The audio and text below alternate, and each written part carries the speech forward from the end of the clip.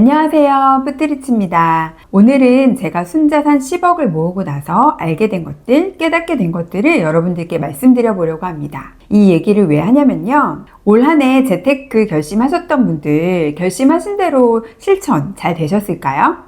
물론 잘 하신 분들도 계시겠지만요. 많은 분들이 중간에 힘들고 지치고 어려워서 포기하셨을 거라고 생각이 돼요. 그러니까 매년 또 새롭게 새해 결심에 재테크가 등장을 하는 거 아닐까요? 이렇게 매해 결심만 하시고 실행을 꾸준히 하기 힘든 분들께 제가 좋은 자극도 드리고 싶고 희망도 드리고 싶어서 오늘 영상 준비해 봤습니다. 2025년에는 꼭 부자가 되고 싶은 분들이라면 오늘 영상 끝까지 시청해 주시면 좋겠죠? 구독과 좋아요도 부탁드릴게요. 그럼 본격적으로 이야기 시작해 볼게요. 저는 2013년 34살에 1억을 가지고 주식 투자를 시작했습니다. 근데 이 1억이 뭐 여유 자금이었냐? 그건 아니었어요. 가지고 있던 보험도 다 깨고 대출도 살짝 받고 정말 영혼을 끌어 모아서 만든 돈이었거든요. 이 1억으로 2013년, 14년, 15년 이렇게 3년 동안은 국장을 했습니다. 예상되시죠, 여러분? 벌면 잃고, 벌면 잃고를 반복했던 것 같아요. 그러다 2016년 하반기부터 미국 주식 투자를 시작하게 됐고 2020년 41살의 나이에 드디어 순자산 10억을 만들 수 있었습니다. 당시 10억은 순자산 10억이기 때문에 주식 자산으로 10억이 아닙니다. 제가 살고 있던 집의 전세 보증금, 저의 퇴직금, 그리고 오피스텔도 있었고요. 이런 것들을 다 합쳐서 순자산 10억이었어요. 그래도 이렇게 순자산 10억을 좀 찍고 나니까 여러 가지 깨달음이 오더라고요. 그 중에서 5가지 정도를 오늘 여러분께 말씀드려 볼게요. 먼저 첫 번째는요. 이 재테크, 투자를 할 때는 크게 잃지 않아야 한다. 이거였어요. 제가 2013년도부터 3년 정도를 국장을 했다고 말씀드렸잖아요. 그때 저의 첫 번째 종목이 바로 고려아연이었고 이후로 저는 카카오, 호텔신라, LG화학 이런 종목들에 투자를 굉장히 많이 했었거든요. 그런데 벌 때도 물론 있지만 이런 종목들에 무리해서 투자를 하다 보니까 마이너스가 조금만 나더라도 손실 금액이 굉장히 커지더라고요. 여러분 아시죠? 마이너스 50%가 되면 오를 때는 100%가 올라줘야 본전이 되잖아요.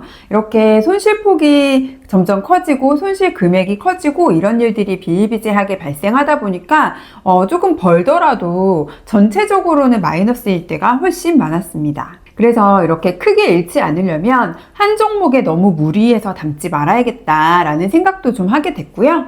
그리고 적절히 손절에 대한 가이드라인도 가져야겠다라는 생각을 하게 됐습니다. 크게 벌기 위해서 하는 게 바로 주식 투자지만요. 반대로 크게 잃을 수도 있는 게 주식 투자이기 때문에 잃지 않기 위한 노력을 굉장히 많이 해야 되더라고요. 특히 국장에서는 더 그렇더라고요. 제가 낸 그 돈은 모든 것을 바꾼다라는 책에 저의 손절에 대한 역사가 잘 담겨져 있으니까요. 궁금하신 분들은 제 책도 읽어봐 주시면 감사할 것 같아요. 그리고 두 번째 제가 느낀 점은요. 우리가 투자를 하면서 이랬다가 저랬다가 갈지차처럼 왔다 갔다 하면 안 되겠구나 라는 거였습니다. 저는 부동산이 지금도 없거든요. 내 집을 갖고 있지 않은데요. 아무래도 대한민국에서는 부동산이 가장 좋은 투자라고들 많이 알고 계시잖아요. 국장과 비교했을 때 부동산이 훨씬 수익률도 좋은 건 사실이고요. 그래서 국장에서 열심히 이렇게 돈을 잃고 있을 때 저도 고민이 정말 많았습니다. 지금이라도 다 팔고 집을 사야 되는 게 아닐까? 그리고 코로나19 이후에도 부동산이 굉장히 급등을 했잖아요. 그렇게 부동산이 급등하는 그 상승기에는 정말 바보 취급 많이 받았거든요. 내적 갈등이 없었다라고 말할 수 없지만 그래도 저는 주식 투자를 결정한 저만의 이유가 있었고 그 이유를 위해서라도 이 주식으로 부자가 될 때까지 버텨야 한다라고 생각을 했습니다. 다행인 건 제가 국장만 하고 있지 않았다는 거겠죠? 지금은 이제 미국 주식에서 많은 수익을 벌고 있기 때문에 부동산이 없어도 저의 미국 주식 수익률을 보시면서 또 부러워하는 분들이 많이 계시더라고요. 모든 재테크는 어떤 때는 오답이 됐다가 어떤 때는 정답이 됐다가 하는 것 같아요. 왜냐하면 경기가 계속해서 순환되고 경기 순환에 따라서 수익이 좋은 자산이 계속 바뀌니까요. 우리가 부자라면 다양한 자산에 투자를 해서 경기 순환에 따라서 오르는 자산에서 수익을 벌 수 있으면 좋을 텐데요.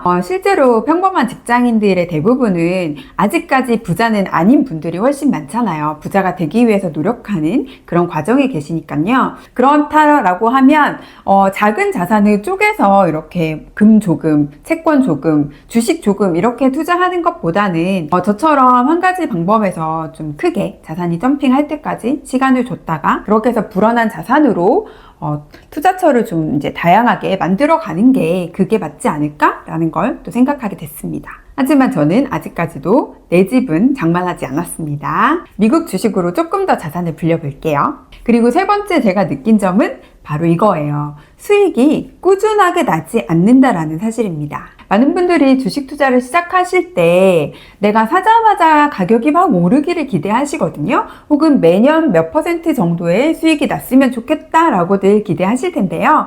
주식시장은 절대 그렇지 않습니다. 국장은 말할 것도 없고요. 미국 시장도 마찬가지입니다. 제가 미국 주식을 시작한 게 2016년도인데요.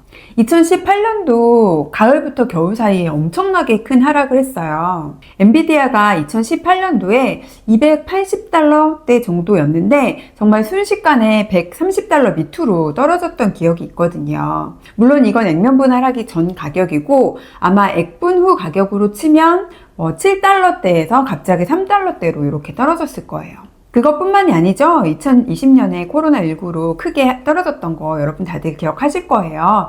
짧은 시간에 엄청나게 빠르게 떨어지잖아요. 물론 그 다음에 반등을 하긴 했지만요. 그리고 그때 제가 순자산 10억이 됐지만 다시 2021년과 22년 사이에는 꽤나 고통스러운 하락의 구간이 있었습니다. 켄 피셔가 쓴 주식시장은 어떻게 반복되는가 라는 책이 있는데요. 그 책에도 보면 강세장 속에서도 급락이 있다 이런 얘기가 있고요. 반대로 약세장 속에서도 강한 반등이 나올 수 있다 이런 얘기가 있거든요. 주식 투자를 하실 때 꾸준한 수익을 기대하시면 절대 안 된다는 거죠, 여러분. 언제나 급락과 급등이 계속해서 일어날 수 있는 곳이 주식시장이기 때문에 이런 급격한 움직임, 큰 변동성을 감당할 수 있어야, 견뎌낼 수 있어야 우리가 주식으로 부자가 될 수 있습니다. 그리고 네 번째 제가 깨달은 건요. 우리는 결국 주식 투자를 하면서 잃는 경험을 계속해서 해야지만 벌 수 있다라는 사실이었어요. 여러분한테 엄청나게 손절을 하시라는 말씀이 아니고요. 방금 3번과 같은 상황이 주식시장에서는 계속해서 일어나기 때문에 그런 하락에서 여러분이 다 털고 도망가지 않으려면 이 하락을 피하지 않고 여러분이 꿋꿋하게 버틸 수 있으려면 어느 정도의 깡이라는 게 있어야 되잖아요. 나는 도대체 무슨 깡이 있어서 2020년에 그 하락을 피하지 않고 견딜 수 있었지? 라고 생각을 해보니까요. 저는 2001년도 사회생활을 시작했던 22살부터 계속해서 투자를 해왔더라고요. 주식을 하지 않았을 뿐. 그래서 제가 펀드로 돈을 잃었던 경험도 굉장히 많고 ELS로 곤란한 경험도 해봤고요. 2008년도 서브프라임 사태 아시죠? 글로벌 금융위기. 그때도 펀드에 가입했다가 마이너스 90% 가까운 손실을 본 적도 있었습니다. 이렇게 여러 번의 시장이 주는 충격을 제가 경험을 했기 때문에 맷집과 내공이 쌓일 수 있었고요. 이런 하락이 시간이 지나면 다시 충격이 완화되고 오히려 전보다 더 크게 시장이 상승하더라 라는 것들을 이 과거의 경험을 통해서 저는 알고 있었던 것 같아요. 이런 것들이 바로 부자의 그릇을 키우는 과정 아닐까요? 마지막으로 5번째, 이게 가장 중요하겠죠? 원래 제일 중요한 이야기는 맨 마지막에 나오는 법이잖아요. 5번째는요. 누구라도 10억 정도의 부자는 다 될 수 있겠구나 라는 거였어요. 제가 재테크를 쭉 해보니까요. 부자는 지금 내가 가진 자산이 얼마냐가 중요하지 않더라고요. 돈을 계획하고 관리하고 다룰 수 있는 능력이 있느냐 이게 더 중요했어요. 로또에 당첨되면 갑작스럽게 큰 돈을 가질 수도 있는 거잖아요. 그런 사람은 우리가 부자라고 부를 수 있을까요? 다른 사람들은 그럴 수 있겠지만 제 기준에서는 아닌 것 같습니다. 제 기준에서 부자는 지금 가진 돈을 다 잃더라도 제로에서 혹은 마이너스에서 다시 시작하더라도 지금의 수준까지 다시금 돈을 불릴 수 있는 능력을 가진 사람, 이런 사람이 부자입니다. 그러려면 일단 여러분이 1억까지 돈을 만들어 가시면서 근검절약하고 늘 겸손한 마음을 가지고 그리고 끈기를 갖추고 이런 것들을 배우셔야 되잖아요. 여러분의 습관으로 만드셔야 되고요. 다시 이 1억으로 10억까지 만들어가는 과정에서 올바른 투자 마인드 그리고 시장이 오르고 떨어지고의 이 움직임을 견뎌낼 수 있는 멘탈을 키우시는 거, 이것들이 결국 여러분을 부자로 만들어주는 것이지 10억이라는 숫자가 부자로 만들어주는 건 아니다 라는 거죠. 이런 것들이 갖춰져 있으면 결국 10억은 언제 되느냐, 누군가는 3년 뒤에 될 수도 있고 누군가는 10년 뒤에 될 수도 있고 이 시간의 문제일 뿐이지 누구라도 가능하다라는 거예요. 저는 아직 1억이 없는데요, 저는 1000만 원밖에 없는데요, 이렇게 얘기하고 싶은 분들 계시죠?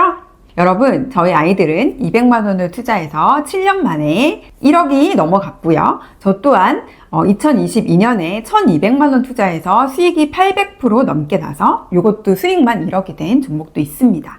종잣돈이 중요한 게 아니에요. 그것보다 더 중요한 건 여러분이 돈을 대하는 태도, 그리고 투자에 대한 올바른 마인드, 멘탈 이런 것들이 훨씬 더 중요합니다. 이거 없이는 종잣돈이 1억이 아니라 10억이 있어도 여러분 돈을 불릴 수 없어요. 그런데 이게 결코 쉬운 얘기는 아니에요. 지금까지 이렇게 5가지 쭉 말씀드렸지만 시장이 떨어질 때 견디는 거 굉장히 어렵고요. 다른 사람들이 코인이나 이런 걸로 돈 벌고 있을 때 혼자 주식하는 것도 또 쉽지 않고요. 남들이 집값 다 올랐다고 하는데 내 집 없이 또 주식 투자하는 것도 역시 쉬운 일이 아닙니다. 그리고 학교에서 가르쳐 준 적도 없는데 돈을 관리하고 계획하는 방법을 배우기란 또 그것도 쉬운 일이 아니죠. 그래서 여러분과 함께 이렇게 돈 이야기를 가까이서 나눠주고 서로 좀 도움을 줄 수 있고 여러분의 멘탈도 좀 잡아줄 수 있고 여러분도 또 누군가의 멘탈을 잡아주고 이렇게 함께 할 수 있는 사람이 있는 게 굉장히 중요한데요. 내년에는 꼭 여러분도 여러분과 함께 이렇게 재테크를 해줄 수 있는